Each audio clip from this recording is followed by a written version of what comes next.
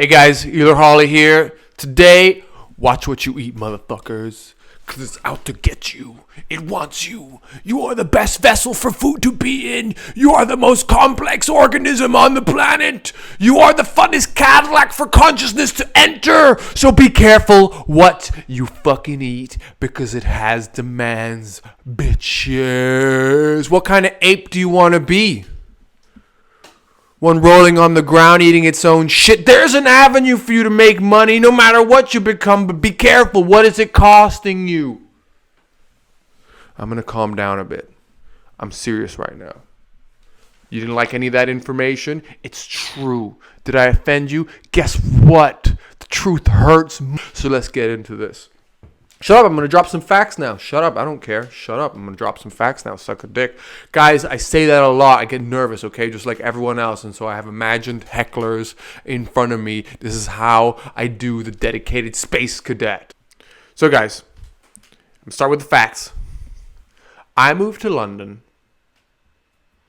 the second time, about 3 years ago now. Got to remember about the amnesia year, COVID, that we've all been through. And I was stressed. I did not know if I'd made the right decisions. I moved for someone else. I didn't move for myself. I left New York, which was a frightening place because I'd been getting over a back sprain. Trump had just gotten elected. I was there on a visa. I was there to be an actor. I didn't know if I was sacrificing family for a career because I was trying to pursue acting. I graduated from my master's beginning in my 30s. And I was one of the older people there without industry experience. Anyway, whole host of crap. Then I moved to London, kind of maybe running away. Who knows? No regrets, guys. Here I am, probably doing something I appreciate more. I was too smart for acting. Yeah, I said it. I'll try and prove it now. Nobody likes to know it all. Nobody likes to know it all. Gotta win you back now.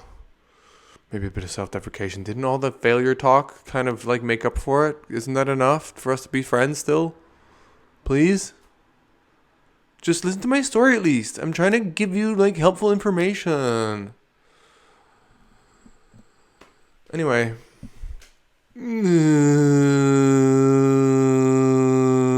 not making fun of anyone. That's just what I do when my brain hurts, okay? Just let me do mental health, you know? Let me do what my body makes me do, okay? Just trying to get helpful information out there. And sometimes I get overexcited and I say things that get me in trouble.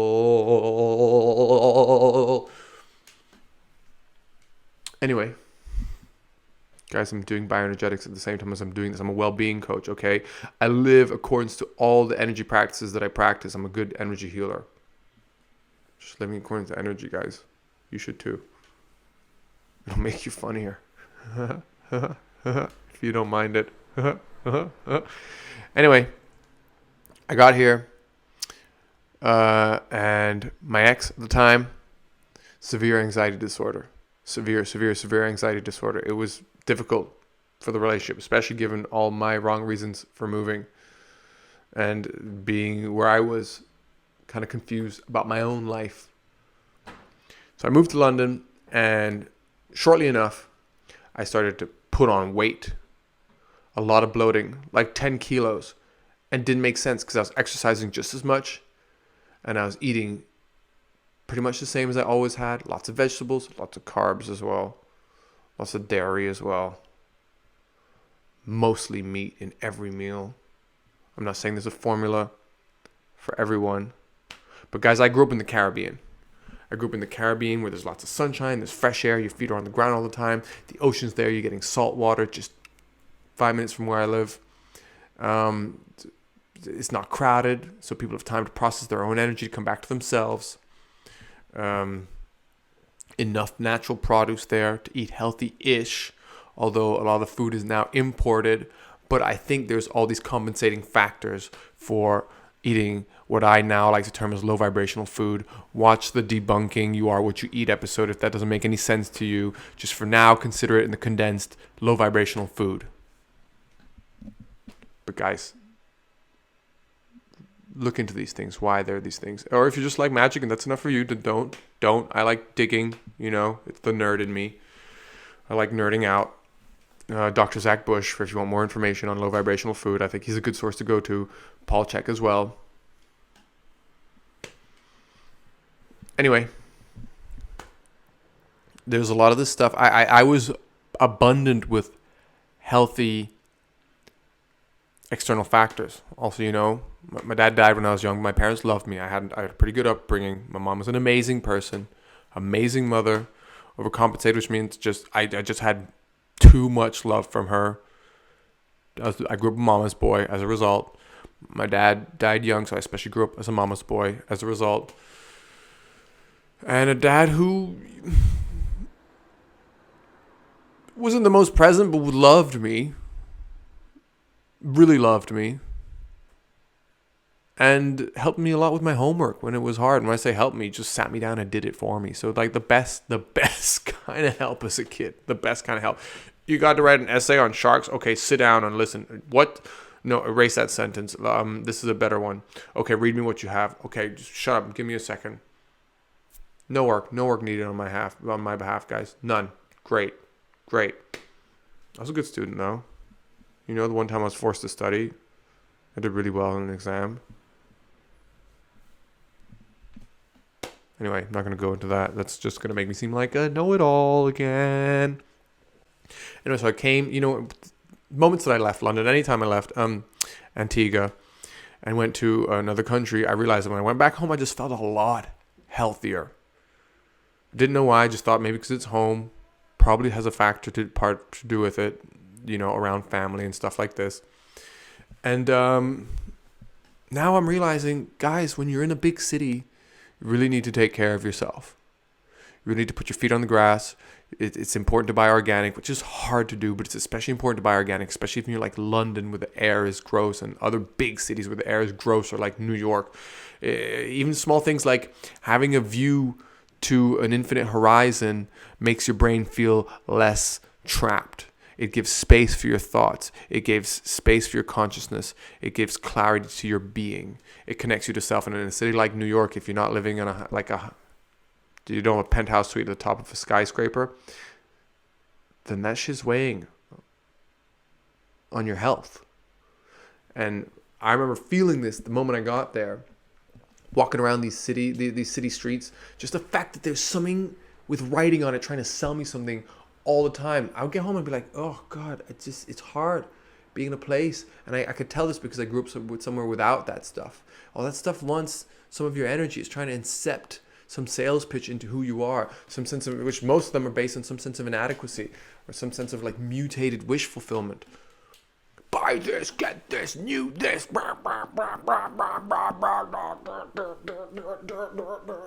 Check it out, guys. Rich people move out of the city. Rich people move out of the city. They don't live there. People who are developing software don't let their kids play with tablets and phones. Anyway, this is about food. Eventually, because that's one of the, even if you're in the city, and I get it, guys, I'm in the city. People move to the city because they got to make it in something. Hopefully COVID is changing that. I think it is. That's a good thing. Less people breaking their backs to serve coffee to assholes who go and live in a mansion in Richmond with a Bentley selling something that nobody needs. No, I mean, they're nice people. Who am I kidding? People with money tend to be nice people because they feel healthier. And if they're not, then they need a well-being coach. So they need some poor friends to see what it's like to really be alive. That's just my opinion. Too detached to be grateful.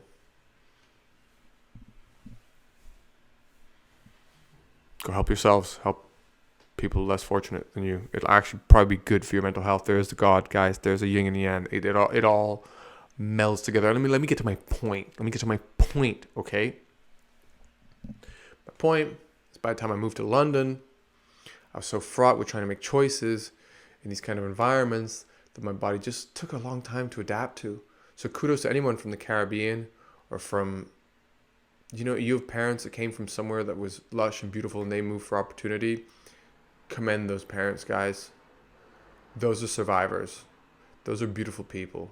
No matter how fucked up they are, look at them and kind of go, I don't get it because I was raised in this city, you asshole. You moved here for opportunity. I'm gonna one day grow up and move out of here. That's my goal in life. But when you do move out of there and you move to Tahiti or wherever it is, Hawaii, and somewhere open space, and you realize your parents were from some kind of like pseudo paradise, except just the socioeconomic state was not perfect. They're from like Costa Rica or Mexico or Guatemala or I'm mostly thinking South America. Guys, South America is ready for enlightenment. I know this. Because there's more beautiful coastline than say like India and stuff, where the populations are so big and people want to get out for better opportunities. But those who are living inland are surrounded by really poor and dirty circumstances. But anyway, by the time I moved to London, trying to survive these kind of like all these adverse effects on my healthiest state of being. By the time I moved to London, I started bloating. This was like, I think, added stress in terms of my lifestyle and my life decisions. Not my lifestyle, but my life decision making. And all the stuff that I did to stay healthy wasn't cutting it. And I started stress bloating. It wasn't compensating for the mental stress. However, I would say this. Face the mental stress. But if you want something that makes it easier, check what you're doing physically. I was working out just as much as I always did, eating as healthy as I knew how to then. Lots of vegetables, but also lots of cheese, carbs, bread, sugar. A lot of times eating in the day. 3 meals a day with snacks. And guys, it costs energy to digest food. Anyway, I started dating. I was dating at the time my ex, who started a lot of my journey to healing myself, funny enough, and I kept wanting to help heal her. You know, guys, the irony in life, whenever you're saying you're helping someone watch, you're probably projecting, and there's probably a mirroring going on, or you're probably there to help each other. So accept the help back. Let go of the hero archetype, or you'll just be being a dictator. Know that the student's also the teacher, if you're a good teacher. And she had a severe anxiety disorder. You know, whole life full of reasons why at that stage in her life, severe anxiety disorder. A lot of unfortunate stuff happened to her. She's an amazing person, survivor. I don't want to divulge more because I want her to stay anonymous, but she was a determining factor in my understanding of this. So I'm going to share just at least what I saw. I think it's Kelly Brogan. One day I showed her the Kelly Brogan episode of Joe Rogan. That was the right time for that name to come up because I've been having trouble remembering that name for ages. I didn't even look it up. Synchronicities, guys. Kelly Brogan is a psychiatrist who faces even severe personality disorders through just lifestyle cleanliness change. Because I think what my ex was just a very sensitive person to energies, and probably someone ready to be some kind of spiritual guru, especially given her outside of kind of outcast, undercast, unfortunate upbringing, but someone who had formulate truths on her own constantly, who was free to formulate truths on her own constantly, I think was just a very sensitive person, a genius waiting to happen. But she just had all this trauma, and it led her to eat really unhealthily. And I had her listen to this Kelly Brogan, who faces these things by diet change, and even putting changing what you brush your teeth with, putting a filter on the shower head in the bathroom, like everything. Make sure everything is clean. And this woman helps with her program, helps people with low levels of schizophrenia with this stuff. And so my ex, she decided, well, I can't pay for her whole program, but I'll start at least changing the diet stuff. And within 2 weeks, she went for it, guys. Organic meat, organic veggies, no refined oils, cut out sugar, no gluten, just went for it. And it's hard to just go for it cold turkey, guys. You cut out sugar, you have flu symptoms for 2 weeks. I remember I had a waiter job. I nearly lost it because I was dropping things. I was tired. I was dizzy. But luckily I knew why. So I just hung on to, like, I know this is expected. I guess this is what it feels like. And I'm going to go through it and it's going to be worth it after 2 weeks. But anyway, after 2 weeks, you know how they say the eyes are the window to the soul? I could see the way her eyes looked out differently into the world. They were brighter. There was more love in that soul. There was less anxiety. There was less narratives waiting to happen that were threatening. There was an openness in the heart and the chest and the abundance and the walk and the stride. And she was glowing, guys. Glowing. I didn't know if it was the sun or her. And I was like, holy shit. All of a sudden, conversations weren't so fraught with landmines anymore. But you could just feel it in her energy. And me with my gloomy, I got a bit jealous. Like a weak human being, like a weak piece of shit, I got a bit jealous. So I just looked at her and I said, because I felt like I needed the healing. Oh yeah, at the time I was bloating. I said that already. Bloating and stressed and worried about my health. So I looked at her and I said, I would be dumb not to try that. Seeing what it's done for her, I would be dumb not to try that. So I did. I pushed it even a couple steps further because I was just so sick and tired. Guys, once you start to change one thing, you realize that you've gone through the experience necessary to do the rest, and it can just cascade because you're like, well, I like this. So what you can do it in steps, increments. You know, I started with cutting out the wrong kinds of oils. That's it. Then I moved to going more fat adaptive because I heard that would be good for mood disorder, helps focus, helps thoughts, memory recall, just being in a kind of ketogenic state. So I did that. Cut out gluten and sugar. I did that. It just got easier and easier. Then I went intermittent fasting. Then I got better at intermittent fasting. And guys, after 2 years, I started to look younger. I was intimidating people in my conversation. I was like, people are this is how you can tell, guys. People respond to you differently. You want to know what you're like? Look at how people respond to you. Notice the difference. There's something different in your energy. And your energy is a compilation of everything that you're feeding yourself mentally and physically. But there's a link. And guys, what I've been noticing, teaching in schools, is now I can see the particular symptoms of an unhealthy diet, whether it be to the brain or to the body. The body's more obvious.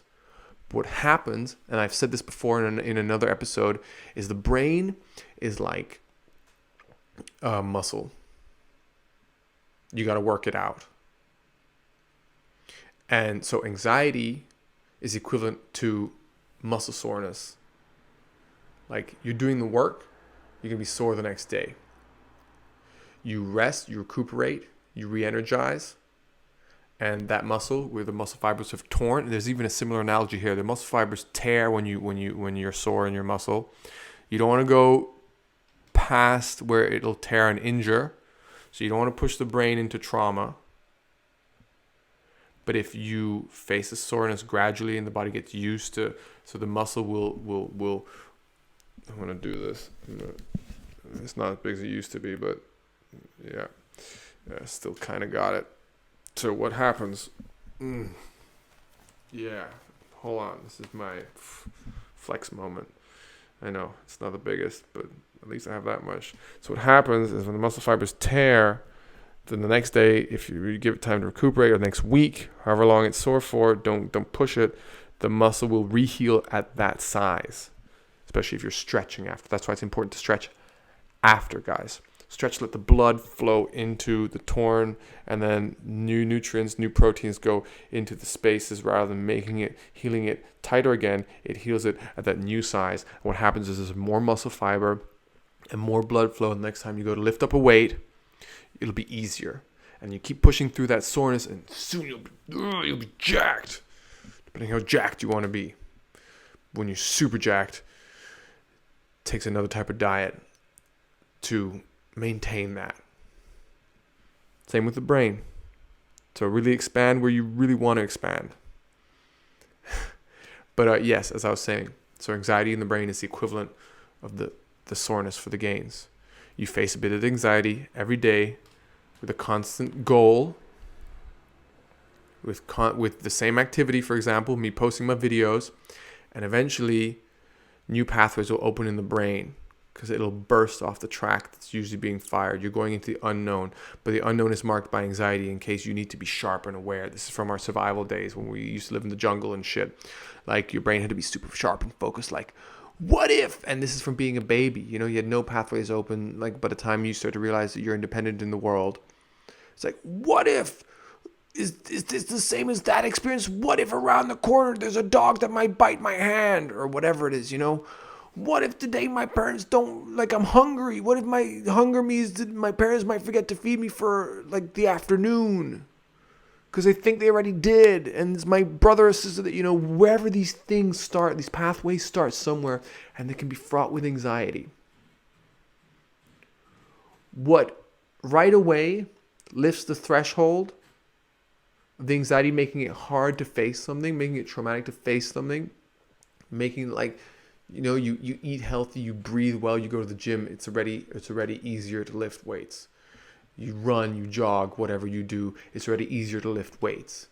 The soreness is already staved off for a while, so you can make the gains without as much soreness.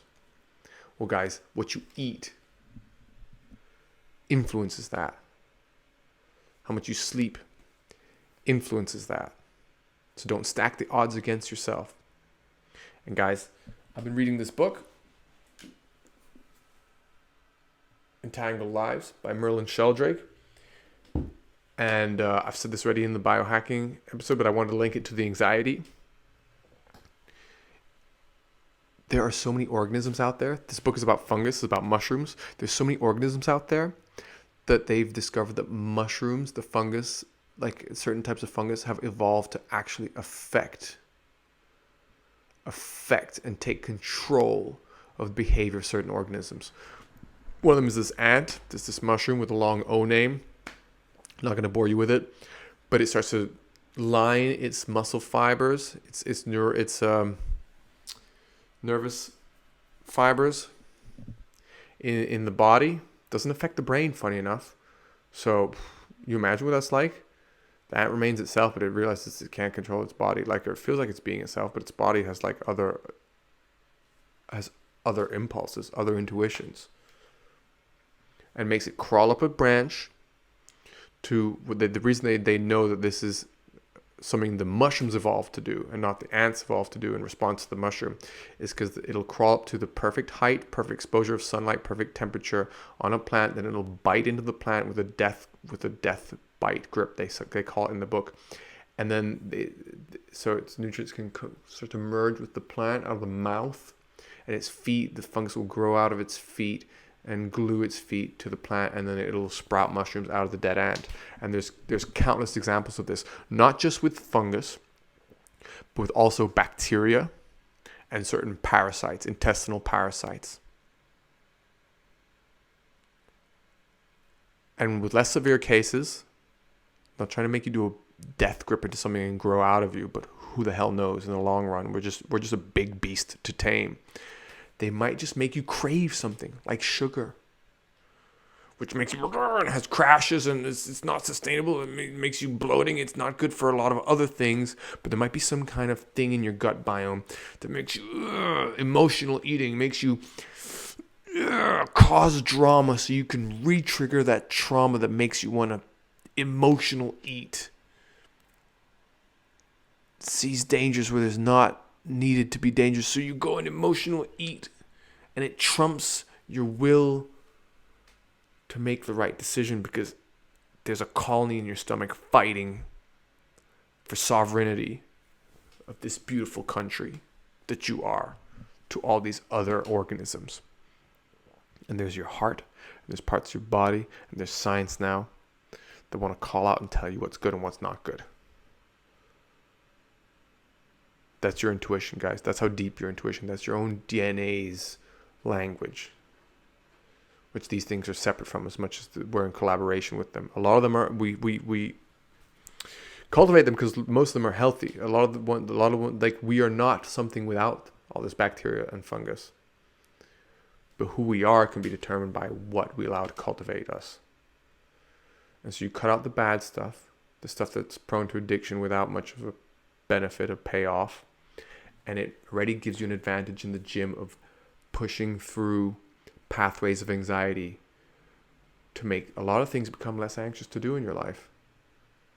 You know, studies show that you just clean your room every day, then you form a habit of like, oh, that doesn't take much effort from me, so then these other things are not going to feel effortful. They just are a no-brainer now.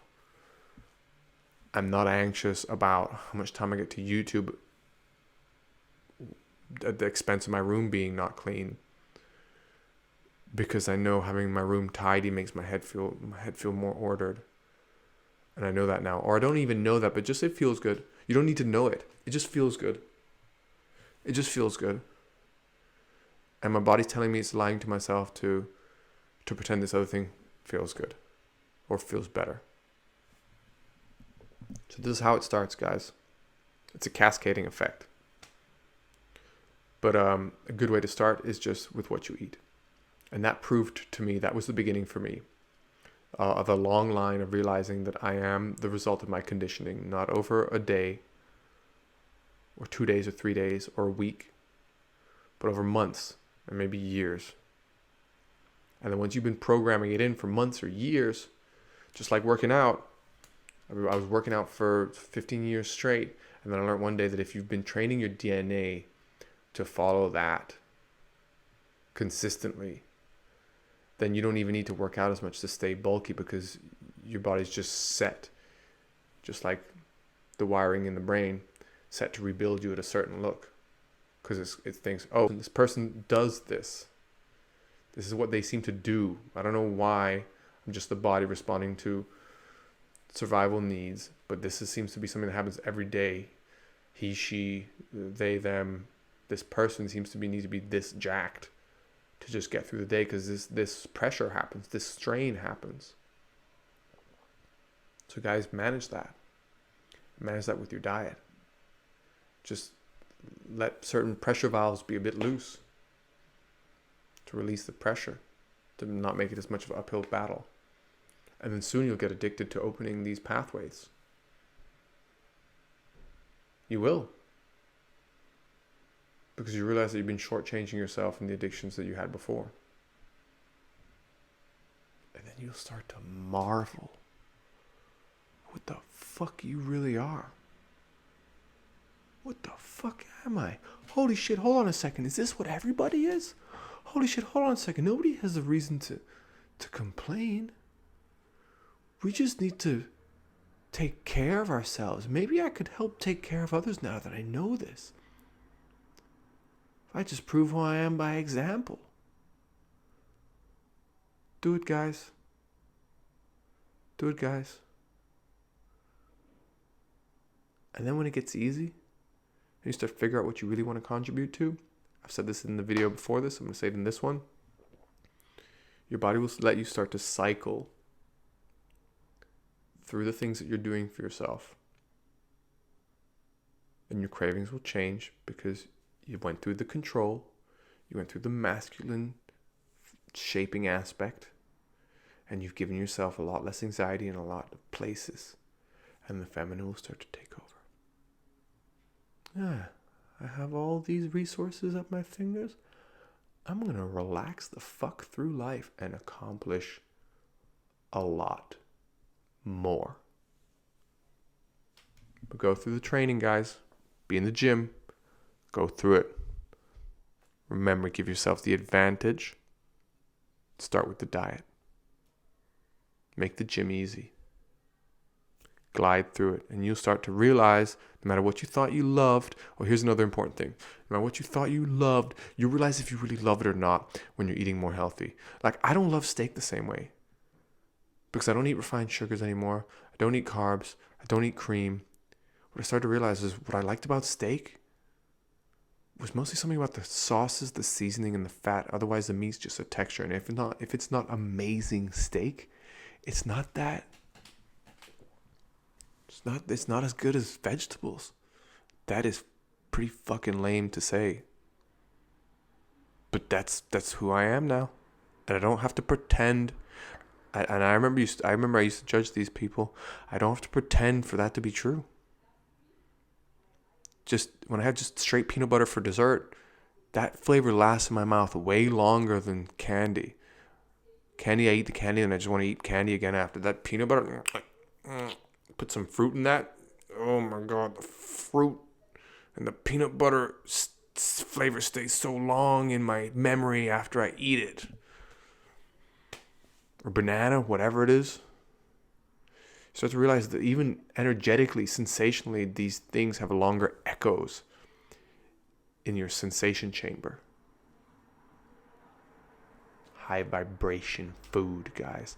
High vibration. High, so the wave is longer. The high vibration of the food, so you feel the echo of the food longer in your system, of your sensational system. I'm part Arab. What's a different kind of an offense than if I was just white, you know? I don't know. Not going to go further than that. Not the point of this episode. Love you guys. High vibrational